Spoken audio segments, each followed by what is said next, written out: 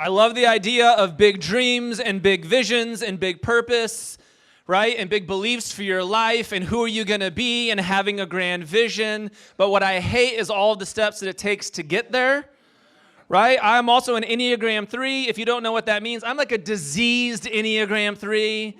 Like there's just a part of me that needs to like push the limits every single second, and it's probably not healthy. I have a nephew, he's 26 years old, and he invited me into a workout program to start out the year. I am almost 40. This is a horrible life choice that I am making to do this workout program with my nephew, where we work out 2 times a day, 45 minutes each time. One of those have to be, you guys know this one?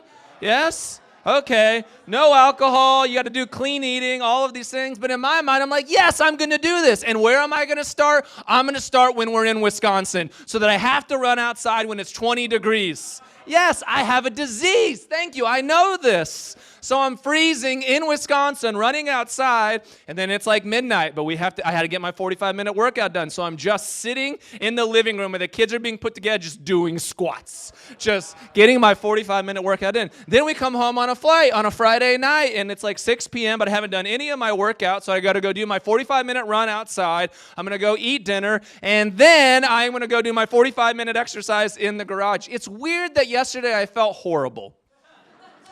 I'm not sure why that my body didn't feel like it was responding to me. And the craziest thing about my dream is that I don't have a six-pack yet. And I don't like it.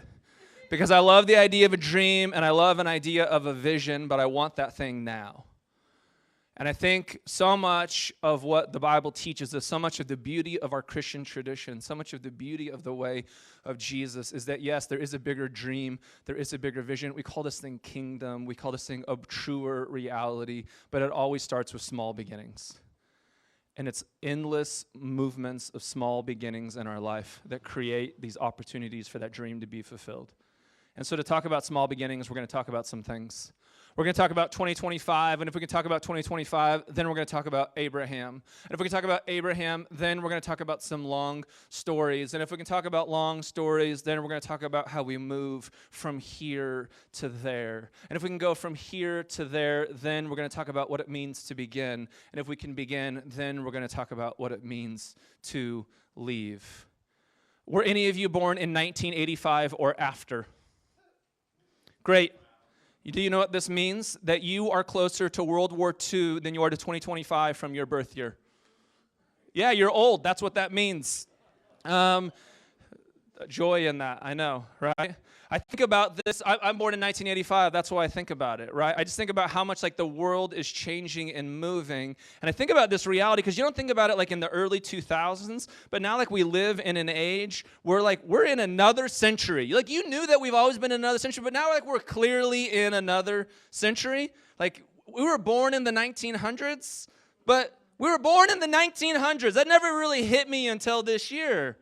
Just like I'm sure the people in like the 1800s, right, when they're living in like 1925, imagine they were born into a world with like horses and trains. And then they begin to live in a world with like cars and planes. I did not even mean to rhyme there, but that was awesome, right? Yeah, so good. Love it. Yeah, wow, I must do this for a living. And then I think about now where we're moving to, how technology has shifted. That when we were born in the 1900s, the primary way of communicating, even into like the 1990s, was like printed communication. That's how, yes, laugh at that. That's how we got information out in the world. That is wild. When I lived in the 1990s at my parents' house, we would get floppy disks from AOL that said, like, you get 100 minutes of the internet. And then it turned to the CD. How many of you remember the sound? Yes, that's a thing that no one will know of ever again. Because this is the first year that Generation Beta is born. Yes, we're all older now. That they will live in a world with none of that. That they will live in a world with virtual devices and AI will be commonplace. They will live in a world where most likely human beings might not only just go to Mars, but will potentially colonize it. They will live in a very different world than any of us live into. But all of those dreams and advancement for technology or communication or transportation started somewhere. And they started small, and you just didn't arrive there in one day. And then you would eventually get to those moments where a car was on the road and then everybody had a car. Remember when like the first Tesla, you saw it on the streets and you're like, what is that, right? How you still feel about the Cybertruck today, right? And then you get to the point and they're just everywhere. And you start with the dream, but then eventually it's a bunch of little steps and small beginnings, and eventually this thing just becomes commonplace. And so I want to talk about these big dreams that are in the Bible, the small beginnings and small steps that actually get us there. So follow along with me in Genesis 24. Oh, this is a long one. 23. Sarah lived to be 127 years old, and she died at Kiriath Arba, that is in Hebron, in the land of Canaan. You're already fallen asleep. And Abraham went to mourn for Sarah and to weep over her. Then Abraham rose from beside his dead wife and spoke to the Hittites. He said, I am a foreigner and a stranger among you. Sell me some property for a burial site here so I can bury my dead. And the Hittites replied to Abraham, Sir, listen to us. You are mighty prince among us. Bury your dead in the choicest of our tombs. None of us will refuse you his tomb for burying your dead. And then Abraham rose and bowed down before the people of the land, the Hittites, and he said to them, if you are willing to let me bury my dead, then listen to me and intercede with Ephron, son of Zahor, on my behalf, so he will sell me the cave of Machpelah, which belongs to him and is at the end of his field. Ask him to sell it for me for the full price as a burial site among you. I know most of your devotionals reside from Genesis 23, so this is a familiar passage for you. Ephron, the Hittite, was sitting among his people, and he replied to Abraham in the hearing of the Hittites who had come to the gate of his city. No, my lord, he said, listen to me. I give you the field, and I give you the cave that is in it, and I give it to you in the presence of my people. Bury your dead. And again, Abraham bowed down before the people of the land, and he said to Ephron in their hearing, listen to me if you will. I will pay the price of the field. Accept it from me so I can bury my dead there. Ephron answered Abraham, listen to me, my lord. It's just a back and forth. The land is worth 400 shekels of silver, but what is that between you and me? Bury your dead. Abraham agreed to Ephron's terms and weighed out for him the price he had named in the hearing of the Hittites, 400 shekels of silver according to the weight current among the merchants. So Ephron's field in Machpelah near Mamre, both the field and the cave in it, and all the trees within the borders, you got to have the trees, the borders of the field, was deeded to Abraham as his property in the presence of all the Hittites who had come to the gate of the city. And afterward, Abraham buried his wife Sarah in the cave in the field of Machpelah near Mamre, which is at Hebron in the land of Canaan. So the field and the cave in it were deeded to Abraham by the Hittites as a burial site. And Abraham was now very old, and the Lord had blessed him in every way. And he had said to the senior servant in his household, the one in charge of all that they had, put your hand under my thigh. I want you to swear by the Lord, the God of heaven and of earth, that you will not get a wife for my son from the daughters of the Canaanites among whom I am living, but you will go to my country and my own relatives and get a wife for my son Isaac. Yeah, what a start to 2025, am I right? It's a weird passage, but this year we're starting off in this series called Storytelling. Because one of the most powerful pieces of New Abbey is each and every one of our stories. One of the most powerful components of our lives is that we're part of this big, beautiful, great tradition that is just loaded with stories. And we want to name those big stories because I think that they speak to our lives, that we find ourselves in them in different ways. And a dream and a passion of mine is that we don't lose out on our tradition. When I started New Abbey, so much of the conversation with people, like literally 8 years ago, I felt like every beer I had was, is hell real, and can you prove that for me? It was a lot of theological debate like that. And then we went through a phase of just like, I know that it's okay for me to be gay, but is it really? Because sometimes I worry that I'm not going to, like all of those things. And now I don't get those conversations so much anymore. But what I lose sleep over sometimes is, I don't want to have created a world for people where we've created a bigger narrative of who God is, but then we don't even trust in God anymore. Or we don't look to God's traditions anymore. Or we let go of parts of our faith that we don't need to let go of. It's okay to say no to some of the weird things that people gave us. But I don't want to lose out on our traditions. And so I love the stories that are in the scriptures because I think that they still have something for us. Even a long story like the one that we just read. What you probably know about the Abraham and Sarah story is that God calls out to Abram. He says, leave your land and I'm going to bless you. And I'm going to bless you to be a blessing to others. And God gives Abraham and Sarah these two promises. This really large promise, and it's a massive dream, that I will make your children more numerous than the sand on the shore, more numerous than the stars in the sky. Right? And I will give you a land. Now, what's crazy about that story, as many of you know, is that Abraham was wildly old. Sarah was wildly old. It said that she was barren and that they had no children. And God had called Abraham and Sarah out of another land and brought them to the land of Israel. So everything about the story is this big setup of they don't have anything possible to answer this larger promises that God has for them. But the larger promises become a reality when we start with small beginnings. And that's what this story is all about. It's about starting with small beginnings. It's the reality of starting with small beginnings. That throughout the story of Abraham and Sarah up to this point, all of the promises that God gave them had not been fulfilled yet. You got to know that in the story. So we get to a point where Sarah now dies, and Abraham is grieving her, and they don't have children more numerous than the stars in the sky. In fact, they have a child, right? And at this point in the story, they don't have an iota of land to their name. And what I love about the stories is it's constantly inviting us into promises. It's inviting us into vision. It's inviting us into dreams, even when we're not even close to the starting point. Also, it's inviting us into promises, and it's inviting us to vision, and it's inviting us to dreams, telling us that maybe we're a little bit farther along than we ever imagined. And both realities can be true. And so this is the story that's the connecting point in the Torah.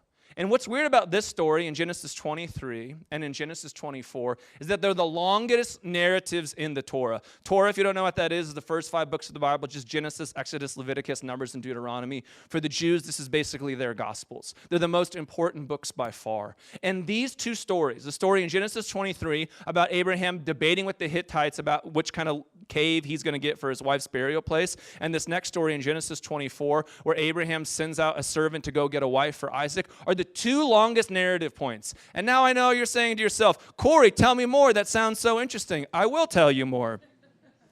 The reason that it's interesting is that they didn't have Microsoft Word or Twitter back in the day.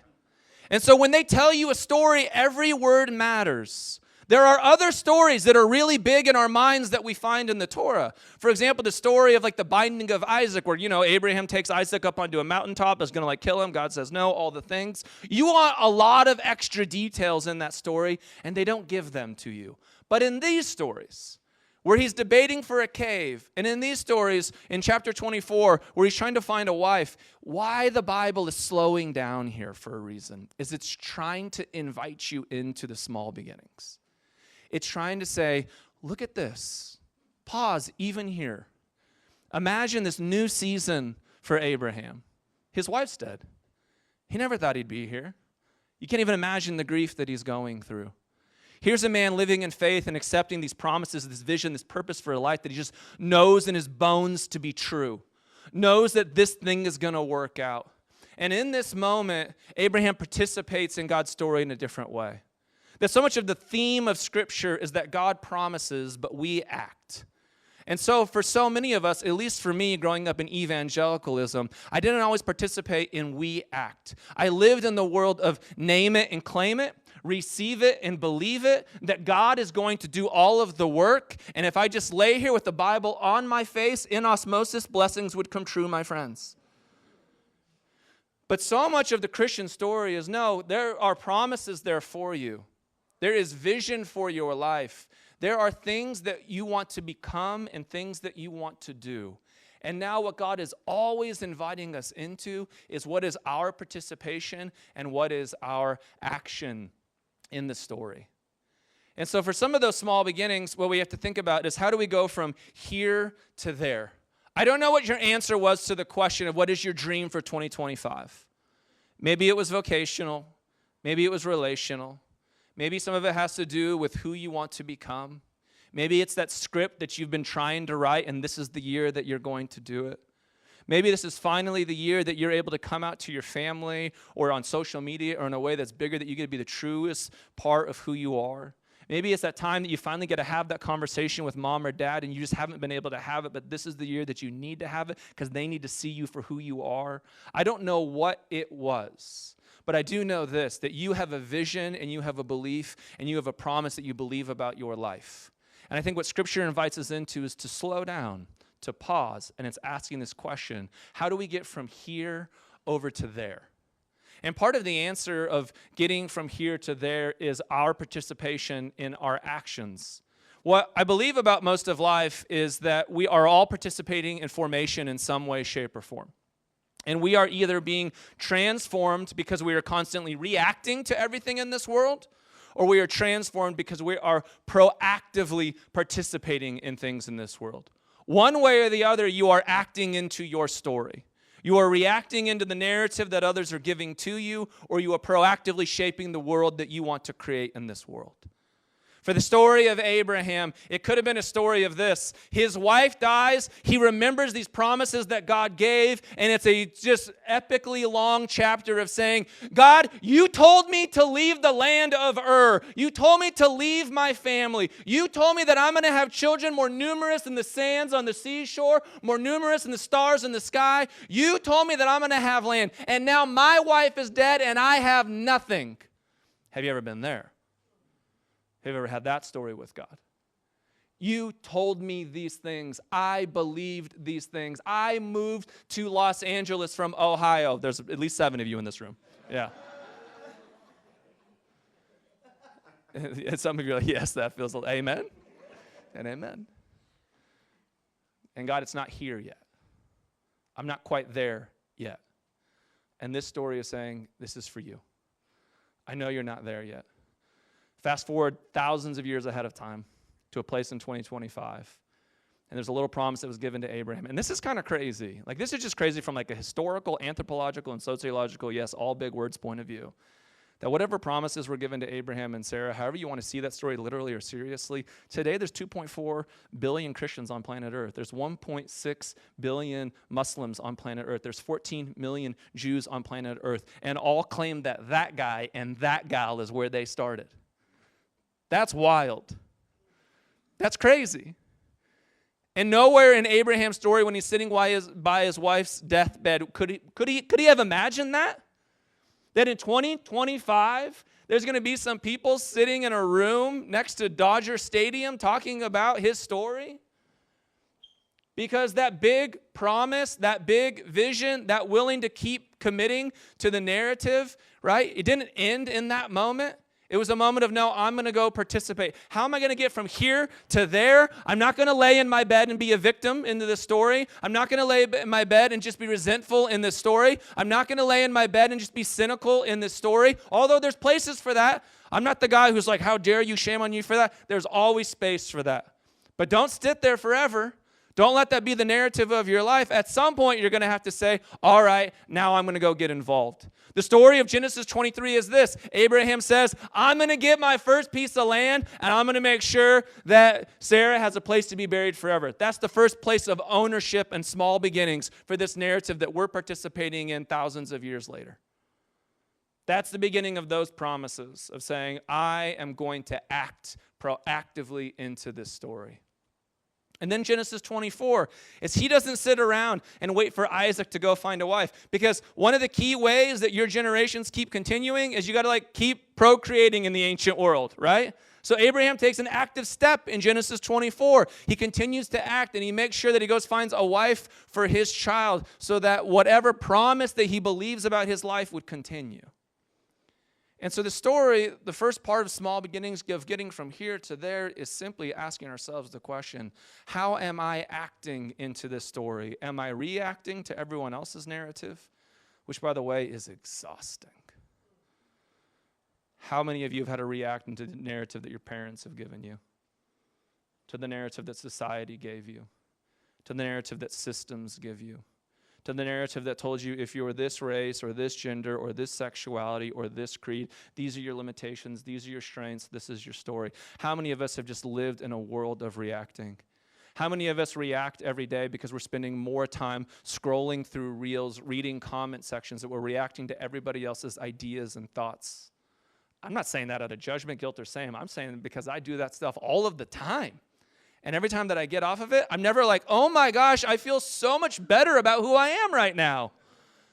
No, I feel like I wasted a bunch of time. I feel like I am angry. Why am I angry at this person in Indiana? Instead of, I want to proactively participate with my life in a different way.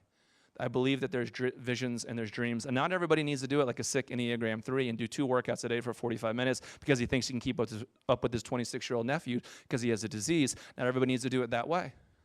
But you do need to participate in some proactive idea of who you are. So if we can move from here to there, then at some point we also just need to begin. What I love about this story is it's just the reality that Abraham begins again. He began the first time when he left a land called Ur, and God called out to him. And then if you remember the story of Abraham and Sarah, like soon after they had gotten into this new land, then they had to go down to Egypt because there was a famine. And then they came back to the land, and then his nephew Lot had gotten into some shit, and he had to go rescue Lot. Like there was always things in the story where Abraham had to start again. And why I say that is, I bet you are a lot farther along in your dream and your vision and your purpose for your life than you actually imagine. I doubt you are starting from zero. Even if you're like making that huge move relationally or vocationally, every other moment that has happened in your life has prepared you for now. I fully believe that. All of the failures, all of the good stuff, all of the parts of it have prepared you. Would you trust that? Would you trust that now can be an opportunity for you to begin anew? Why not today? I think about that all the time. Literally, why not today? Why is today not the day that I say yes? I sound like a prosperity gospel preacher right now, and I love it. I'm asking for a private jet after this, just so you know. But I believe it with all of my heart. If I have a dream and a vision and a promise that I believe for my life, why am I waiting for any other moment and any other day? Why am I not going to begin anew right now? And I'm not going to do it because this is what my mind believes. If after today I eat enough air sandwiches and eat broccoli, I am going to have a six-pack. That is insanity, people. But I don't know, I'm so stuck on a six-pack. I'm going to talk with my therapist about this. But you all know how hard those things are, right? Whatever the thing is, it just takes time to get there, whatever your vision may be. But I can also be grateful for where I'm at today and that I can choose a new beginning today. I love 12 steps for this reason. I love hearing phrases from those rooms. Progress, not perfection. I didn't perfect anything today. Maybe you fell off the wagon in New Year's, but you always get a chance to start your sobriety again, to start your abstinence again, to start your healing again. There's no better moment than now. That's what this story is saying. Even after the death of the person that he spent his entire life with, he said, now's that moment that I go live into those promises. I'm going to go buy that field.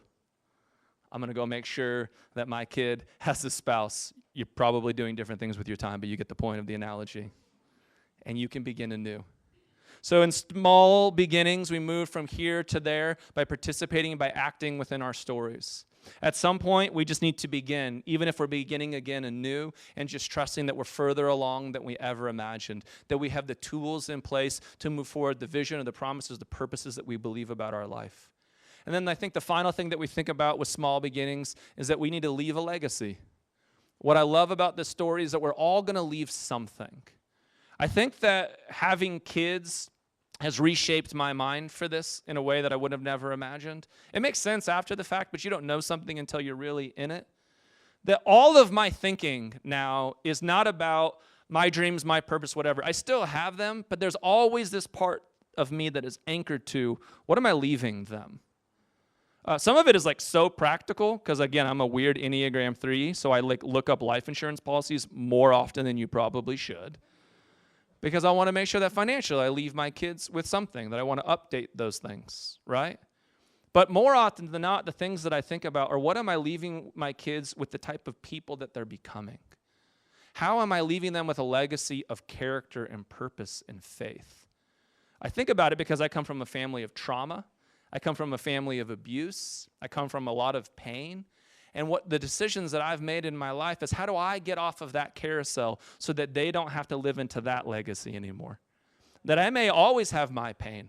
I will probably always have my demons. I will probably always have the things that create my specific hurt. And the thing that I have now is, and that's okay. That shapes who I am. I have different tools now to deal with it. I have different ways of healing. I have different places to connect. But what I do know is that my kids don't have to have any of that inheritance. that what they get are new tools and new language and a new faith, one that's more robust and different kind of purpose so that they can thrive and that they can be different type of people in this world. And so what are you leaving is the question that we always want to put in our minds as we think about our dreams in 2025. And I say that, New Abbey, because that's what I care about as a community. What I care about is this. So many of us come into this room because for the first time in our life, and you shared it so much this morning already, you're reclaiming your faith again. That is huge. For the first time in your life, you don't have to be Christian or gay. You can be all of who you are. For the first time maybe in your life, you can be vulnerable about your story and about your narrative. Maybe for the first time in your life, you're in another community where they openly talk about their addiction, and you get to celebrate people when they say boldly in this room that I have 10 days of sobriety, or they say in this room that I have 10 years of sobriety. That you get to participate in something that is bigger than yourself. And what I hope about, and really what I hope about for a bunch of liberals that are most likely in this room, is I think one of the joys of liberalism is that we individually think about our own health and our own care and our own boundaries in great ways, but sometimes it stops there. And what I love about this story is that it doesn't stop there. It's saying, go find the healing. Have a bigger vision for your life. Yes, thank God you finally got the things that you've been waiting for. And now that you are tasting of some of those things, make sure that you go invest in the next generation. Make sure you go invest in whoever needs that story next. Make sure you keep finding that health and finding that sobriety, because there's somebody else in this room that's going to need your strength one day, just like you needed theirs over there. Go tell that story of coming out and keep saying it in good news, because there's someone who's going to walk in the room in 2025 and they never imagined that they could be so bold to go back to Iowa during spring break and tell their family the truth about who they are. That this community needs your story. And more than this community needs your story, this world needs your hope. This world needs a bigger story of love. This world still needs a narrative of Jesus that heals and transforms their life. And why not start in a place like this?